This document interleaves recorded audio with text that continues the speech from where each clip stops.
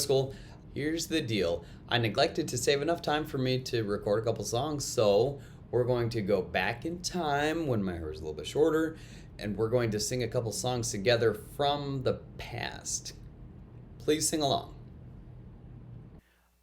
I will call upon the Lord. I will call upon the Lord. Who is worthy to be praised? Who is worthy to be praised? So shall I be saved from my enemies. Saved from my enemies. The Lord liveth, and blessed be my rock, and let the God of my salvation be exalted. I know the Lord liveth, and blessed be my rock, and let the God of my salvation be exalted. Jesus Christ who died for me. Jesus Christ who died for me. And he took away my sin. And he took away my sin. I will live with him for eternity. With him for eternity. The Lord liveth, and blessed be my rock, and let the God of my salvation be exalted. I know the Lord liveth, and blessed be my rock, and let the God of my salvation be exalted. I will call upon the Lord. I will call upon the Lord. Over all the earth you reign on high, every mountain, stream, and every sunset sky. But my one request, Lord, my only aim, is that you'd reign in me again. Lord, reign in me, reign in your power over all my dreams in my darkest hour. You are the Lord of all I am. So won't you reign in me again? Over every thought, over every word, may my life reflect the beauty of my Lord, 'cause you mean more to me than any earthly thing. So won't you reign in me again? Lord, reign in me, reign in your power over all my dreams in my darkest hour. You are the Lord of all I am. So won't you reign in me again? Hello, middle schoolers, and welcome to another edition of Where's Mr. Root going to be giving the lesson today? Well, I'm back in my office. As you might remember, we're looking at the word perseverance. Today's lesson has been kind of difficult for me. I went back and forth between where I wanted to bring the message from the Bible, and there are a lot of instances all throughout the Old Testament and all throughout the New Testament where we have examples of people who have dedicated their lives for God, but I just wasn't really feeling it. Normally, I write my whole lesson out and then I just read it. And today, though, I don't know, just something has been calling me or drawing me to, I guess, speak freely. I'd like to read a passage from Galatians chapter 6, verses 1 through 10. Brothers and sisters, if someone is caught in sin, you who live by the Spirit should restore that person gently, but watch yourselves, or you may also be tempted. Carry each other's burdens, and in this way you will fulfill the law of Christ. If anyone thinks they are something when they're not, they deceive themselves. Each one should test their own actions.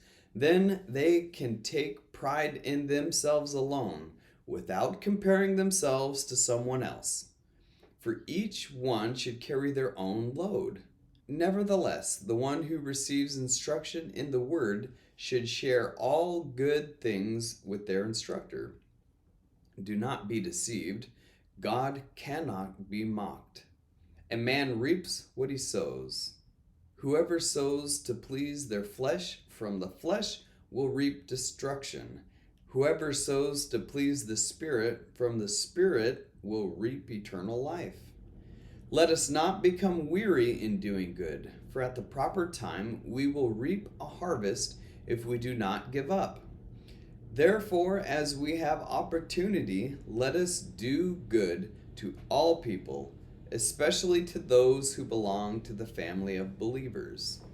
In verse 4, we see each one should test their own actions. Then they can take pride in themselves alone without comparing themselves to someone else.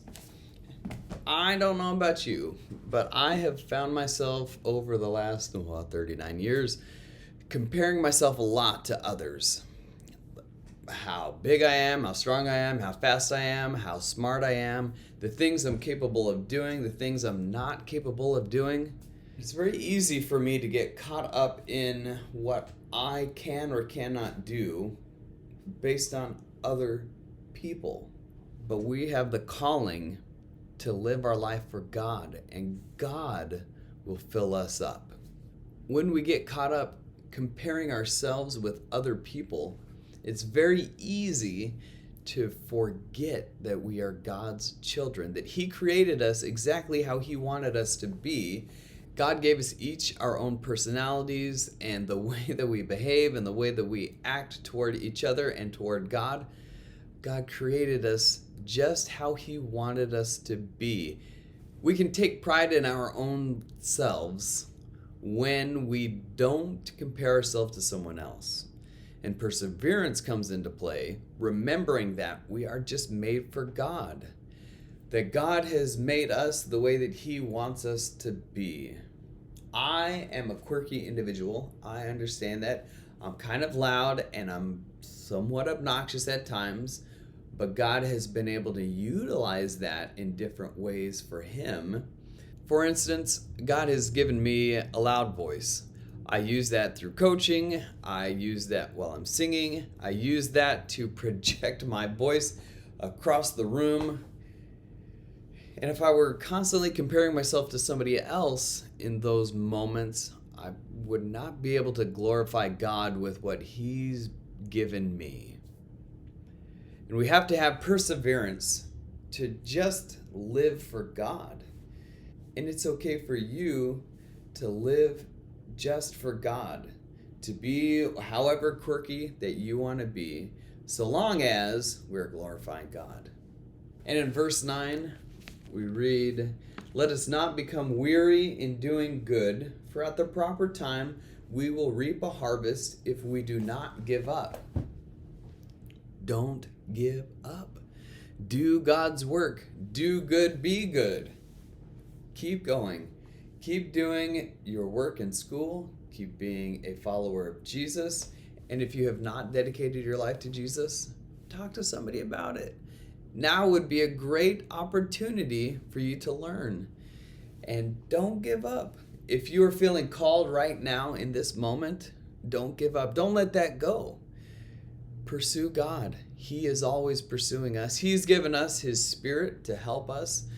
He's given us Jesus to forgive us, and He's given us Himself to show how much He loves us.